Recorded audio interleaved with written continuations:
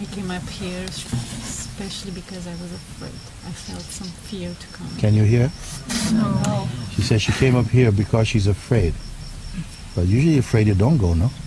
You stay put. But she comes because she's afraid. Actually, I'm not willing to... Do you hear? I'm not willing to make any compromise anymore. They're not willing to make any compromise anymore. I don't wish I've done this questioning and this inquiry for 1 year now, and I don't wish to come here next year and still doing the same thing, and still having to wonder who am I in order to get to my quiet center. During the last retreat, I have seen so clearly which my home is. Yes. And who am I? After the retreat seemed like the worst garbage came out, and it was not nice, of course. Still, I could always find some neutrality point and to watch everything. But I realized that there are few things which still represent interest for me. Yes. So there's a split of attention, and I want to take it all out and exhibit, and just sometimes I don't know if I should just bring each one to Satsang and take it out and present it to you and watch to it, or just, since I can see it most of the times, I can have the capacity to just see it and see that it's nothing, just let it pass and acknowledge its nothingness. That is pretty good. Because it keeps coming, and there is something, a voice that says, this will never end, this will never end, this will never end. And still this voice, also I can see it. But since I'm here and I have this opportunity, and I felt this fear, I know it's strange what you said before, because it's exactly what I feel. All my life I've just, my father gave me so many talents and so many things in which I could just play in this world. And I'm grateful for it, but it was never it. I know what it, and I feel that it is when I disappear in this realization. So I really don't want to wait anymore. I want to, every time that I see there's something, just and feel the wish of like a samurai, just to take it off. And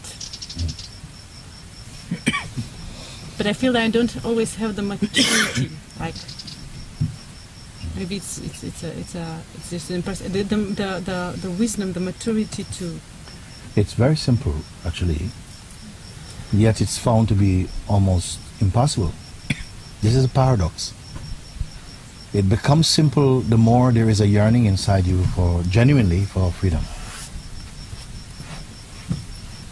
Then what you speak about, say after this beautiful retreat, then all kind of garbage came up. It has to come up. For a long time it was going down. Now it has to come up. Your beingness is puking out what it doesn't belong to it. And in that moment, it doesn't feel, nobody enjoys vomiting. In a way, it's almost like your beingness is vomiting out all the stuff that is not true for you.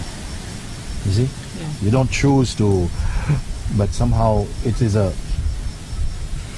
coming up of things that were concealed also, or suppressed. And because you have found something beautiful, you've come more deeply into True. your own being, then what is not true cannot stay with you. When you don't know who you are, all kind of rubbish can stay with you. As you begin to find out who you are, Rubbish cannot stay with you. And even the interest, which seems to have some, it's not deliberate. It's like something, a mechanism rooted. The there. interest we have for that which seems to take your attention away, this interest is coming to the idea you have of who you are. Who you think you are is suffering from its own projections about itself. The real self is untouched. This is what I want you to find out. You have about an hour to do it. Supposing there was only an hour. After an hour, boom, boom, everything is gone. Okay? But in that hour, if you have to find out, and why am I putting it like this? Because you are that already. If you had to go and to create and to develop a self and to decorate it and to make a beautiful self, you would not do it. It would be an unfair game. But because you are that already, then what is there to do but to look deeply into what stops me from seeing this truth? What gets in the way of me discovering and being the truth that you say? Because there is something in what you say, but I don't have the experience of it completely. But if you just come, you are say yes, but I don't know where to start. I'm here. Something inside my chest is pounding. I don't know why. I say, because you're in the game. The game has started. Whoa. Something is bubbling up. You feel lost. You're inside the game. It's part of it. You feel burning. Sometimes people feel burning. Oh my God, I know. I feel confused. My world is falling apart. That's part of the game. It's great. Because a certain amount of the world that we have been cherishing is not true. And it has to start falling apart in a way. But it is very painful for the ego, which is the idea you have of who you are. Finds it painful because the idea we have of who we are has developed a lot of strategies of how to live in this world and be somebody special. Someone unique, someone who has something to give something to the world. Actually, there's only one that can give something to the world. There's only one who can do that. But in the game of existence, of manyness, it is the same one that is playing through all these forms. All these forms. The same one. That already is a tremendous discovery if you really begin to understand this. It means that you are never outside the embrace of the Supreme. It is the Supreme who is dwelling inside his body. But in a dream that it is a person. To wake up. How to wake up?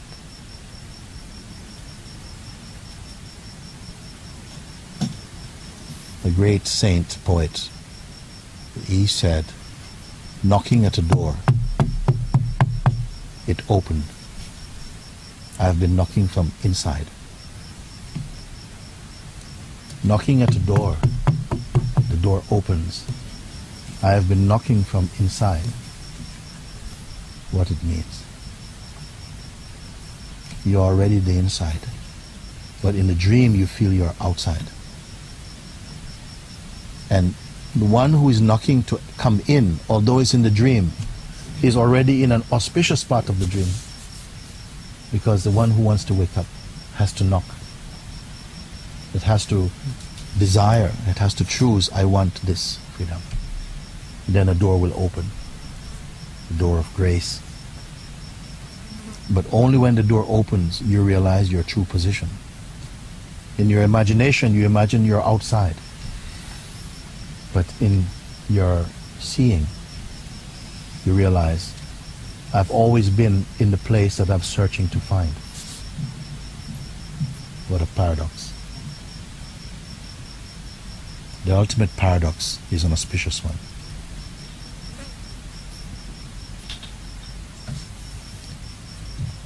You say you'd like to have a sword to chop these things away. I will show you a gentler way. You don't have to chop anything away. You have to discover who you are and remain true to that. And everything will fall for that. I've discovered who I am. If you discover who you are, and then you say, but the mind still is doing this and it's still coming. Is the remaining true to that? Is the remaining true to that? Remaining true to that is in the beginning, because there's still a duality. You still say, I know I am that. Who is the one who knows I am that even? There's still a duality, and it's natural also. I know I am that.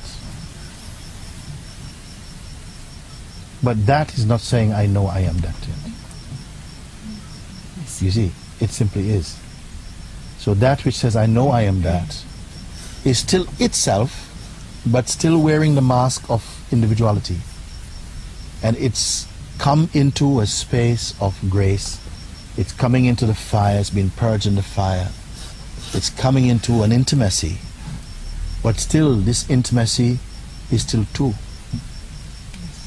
Intimacy is still two, you see? Something is so close, but not yet one. So close, but not yet one. These are ideas. You are that one. But there is still within us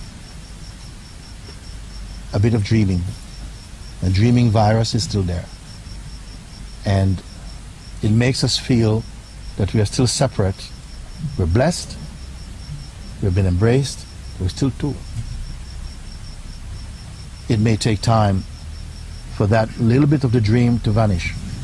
It's like a snake that is changing skin. And the old skin is unrolling, peeling off as it moves. The skin is coming off. But the last bit is still stuck. The last bit is still stuck. And it wants to get the last bit off. It's almost the tightest bit is the last bit. And so it goes and finds two trees that are growing very close to each other, and it tries to go through and squeeze and pull to wriggle that last old skin off. Isn't it? And there is this like this idea, this wish to just go in the desert and be by myself, and because it's you have to go into the desert of your own being. You have to go into your own silent retreat inside your own being. That is better desert than going into the Sahara Desert. What is this desert? To touch nothing at all. Touch nothing at all for a moment. Not even touching eye even. Not even touching eye. The principle from where language comes. And language is duality. If you don't touch I, the most powerful concept, without I, all other concepts cannot stand, they have no power. They draw their power from I. Every other concept runs on phantom power, and they derive that power from I. There is something beyond even I, wherein even the sense I itself is felt. Maybe you're hearing this kind of thing for the first time. I don't know how it is. Don't trust your mind on this. Don't trust your mind on this. You're being pushed out in a boat with no paddle, and you have to cross this river. So if you have to go by hand, you will do it. Don't trust your mind for this. We have for too long just trusted mind. The mind has become contaminated. Everything it touches becomes dirty. In some cases, some people, whatever they touch becomes dirty with the mind. They themselves say this. Everything I speak seems like it's a lie. Everything I speak feels that's not true. I said, blessed are you.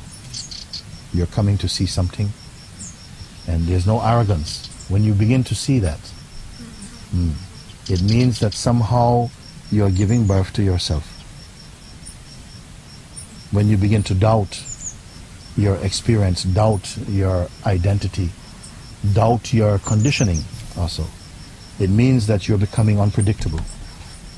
You're being refreshed, renewed, freshened up.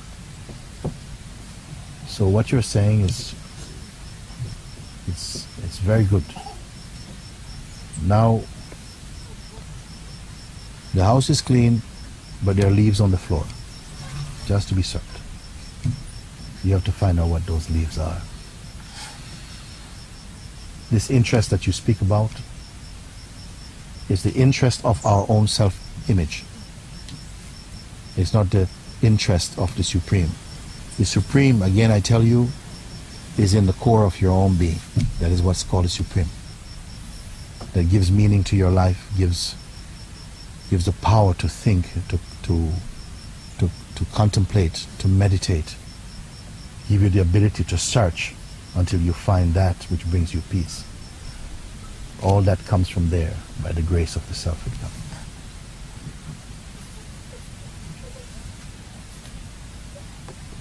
Even the one who says, I have to find this, I have to find this in this life, even this one ultimately is not true.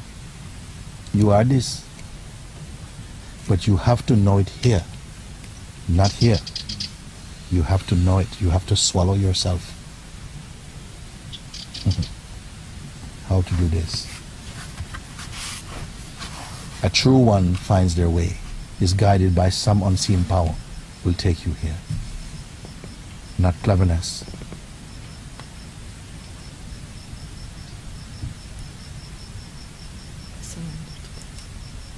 This is good.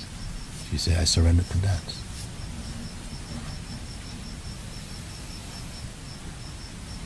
When you surrender to that, don't keep checking in, how am I doing? That's not surrender. He said, how are you doing? It's not your business. You surrendered. Who are you to come ask how you're doing? Now you belong to me. The power will say like this, isn't it? Yeah, great. Now you don't belong to you. You belong to me. He says like this. This is just a play of the divine romance, you can call it like that.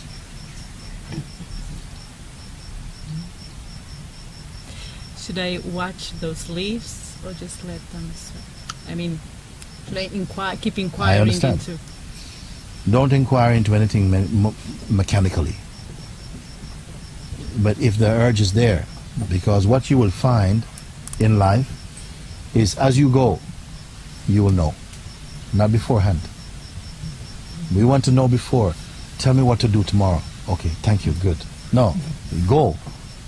And when you need to know, the knowledge will come to you. This is the evidence of life. Therefore, the one who is discovering themselves is becoming completely empty. No burdens to carry, no folders. Nothing to carry.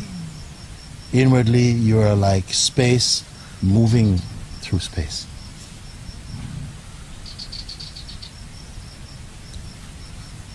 You don't have to carry yourself. Just you are. It may sound a ridiculous thing to say. How irresponsible. You do nothing. Actually, there's a saying, no? I do nothing, yet nothing remains undone. Meaning, what has to happen, happen.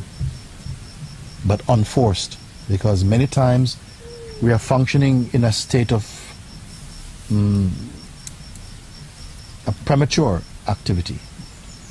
Meaning that the mind fears, you're listening to your mind, and the mind will not slow down to the cosmic rhythm of existence. It always is too hasty. It panics, and when it panics, you do things too quickly. You pull the parachute too early. In the plane, you're pulling the parachute, you see. And this is the nature of mind.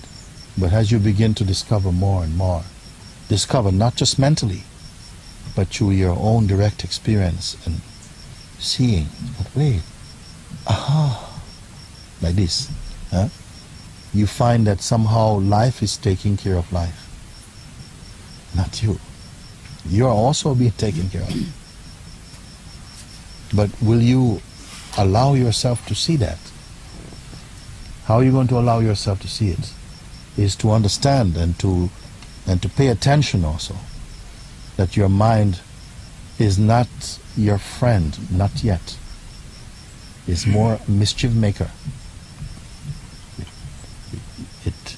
It excites judgment in you, too quick to interpret, to block, to hesitate, to doubt, to be suspicious. All these things slow you down and robs you of your vitality. We as beingness, we should move in a dynamic spontaneity. That is life. All the beings that you see, that we consider to be less than ourselves very often, their existence is spontaneity. But we must think. We are the higher species. We think about everything.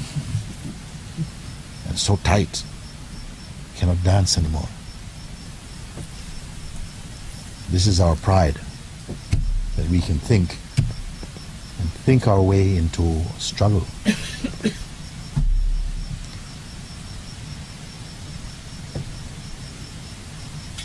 Even just to listen again, without desiring. Is it possible? To perceive and to experience without desiring, so that the mind is not shopping through the senses for things you don't need. Then you can look at everything without fear, because you're not trying to create a relationship with existence. Simply you are. So everything can be seen, can be tasted without fear, because you're not seeking to combine yourself with something or to get it or to give it. Or we're always transacting when you rely on the egoic mind. This is what is happening. Some beings are discovering more and more this spontaneity, this freshness inside, and how unburdening it is. That simply you are. You imagine you could live like that without plans? Plans also have a place when they're appropriate, but we have turned them into a kind of a career, to decide, to make decisions, to make plans, to plan for the future. We have turned that into a kind of career. If it is necessary, somehow something knows it, it's time for this, and it's completely appropriate expression, that is fine also. It's not different from spontaneity. But if you're planning out of habit or out of fear, then there's a stuckness in that. Anyway, I don't want to talk about these things too much anymore, because what I'm pointing you to discover, all this will flow spontaneously for you. That is the beauty.